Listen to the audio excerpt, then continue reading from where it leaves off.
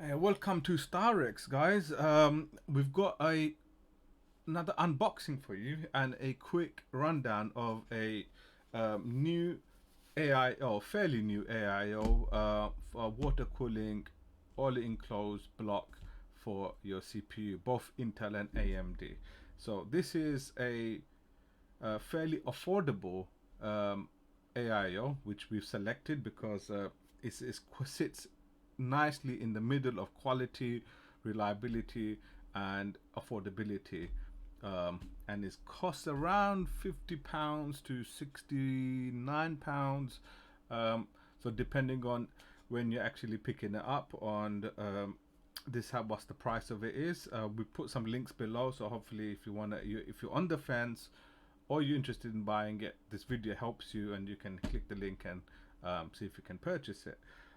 Now let's get straight into it. What is this model? This one is a Deepcool version 2 of the L240 Gammaxx edition from Deepcool. So generally I think it's quite a good unit. And it's one cool thing about it is for the price point, many AIOs don't actually have RGBs that are compatible directly with the motherboards of various brands like Asus. This one supports Asus, Gigabyte, Razer, MSI, ASRock. So the fans, the actual CPU block, the fans that go sit on top of it, these are all controllable RGBs. So let's get straight into it so you can see what it's all about.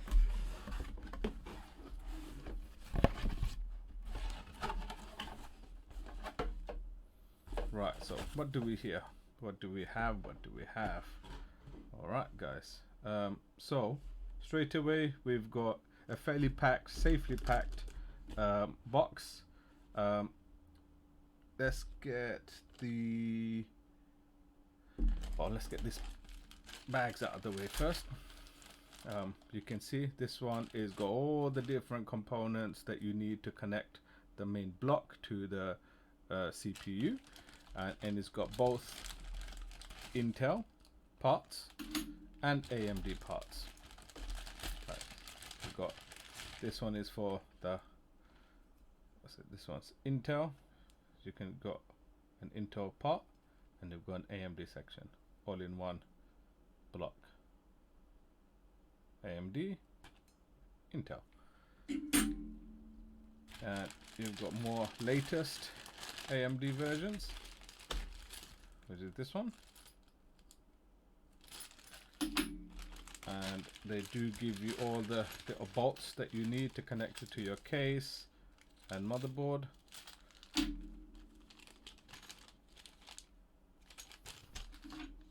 And they also give you a thermal, don't know if it comes up, their version of the thermal compound, which I won't be using. I'll be using a Noctua one. We've got a manual here.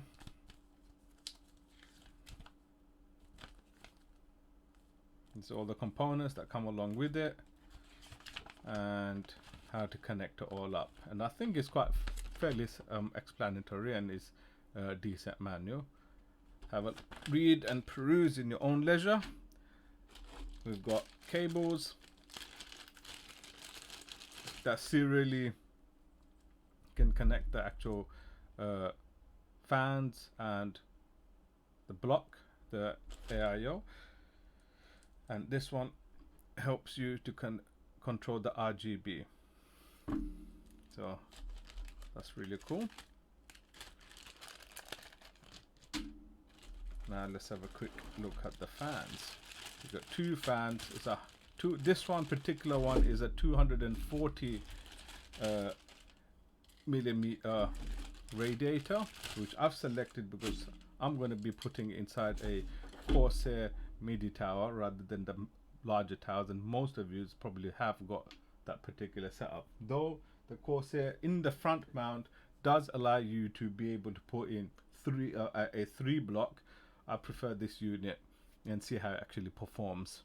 Generally I found that 2 unit for what I do with it is sufficient. plastic, I have to say, is a bit cheap fired, but generally I think it's okay. They're fairly well built. This feels a bit plasticky, and there's no rubber vibration pad on there, so I might actually put my own one on and see if that helps, but that's something to know. A very simple oversight, I think, would have not cost Deepcool next to nothing to put it on. And now we can get straight into the block. So this is the actual block that connects your connects to your CPU. And let's see, this is a copper plate, and I actually like it. It's quite robust. My hands are fairly big, and this is quite a big water block. And let's get this out so you can have a quick look at the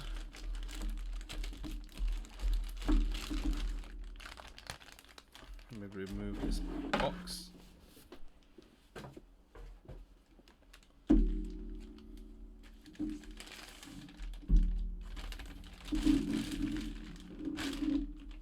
So here's the radiator itself. Big chunky thing. It's actually quite nice and light, and it's got a fair amount of folded metal for dissipating heat, and this is where we would be putting on the fans. You can see how much where it sits.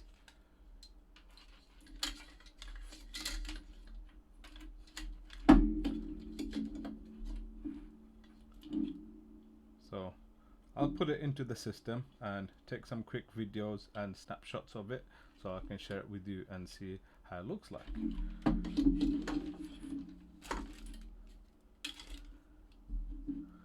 Hopefully guys, this oh, forgot to mention, this is RGB here, and the fans are RGB, so you've got an RGB connection.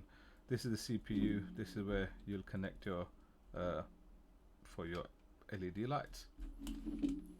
So generally I think it's a very good unit. If you guys are thinking about buying this product and you're sitting on the fence about it, from what we've done, put on another system, it works fairly well. It does cool it really well compared to the other competitors and branded ones.